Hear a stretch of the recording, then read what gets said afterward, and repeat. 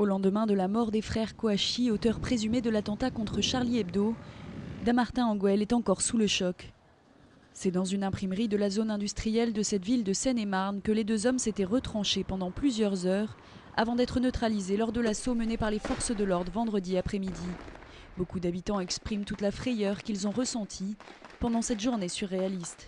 On nous a dit de nous enfermer et de fermer les portes-fenêtres, ce qu'on a fait. On était très inquiets parce que moi j'avais mes deux enfants qui étaient bloqués au niveau des lycées. Parmi les plus touchés par les événements, les enfants, effrayés par l'ampleur du dispositif sécuritaire déployé près de chez eux. Ma petite fille qui était à l'école hier a été très perturbée. Beaucoup d'inquiétudes, les enfants ont eu très peur. Les professeurs étaient vraiment très affolés, ils parlaient très fort et ils n'arrivaient pas du tout à rassurer les enfants. Aujourd'hui, l'heure est au soulagement, même si beaucoup d'habitants l'admettent. Il faudra du temps pour oublier ces événements traumatisants.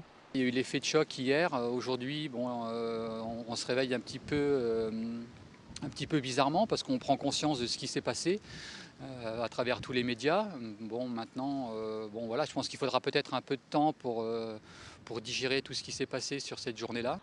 Les attentats de ces derniers jours ont fait 17 morts, 12 dans l'attaque des locaux de Charlie Hebdo mercredi, une policière lors d'une fusillade à Montrouge le lendemain et 4 personnes vendredi.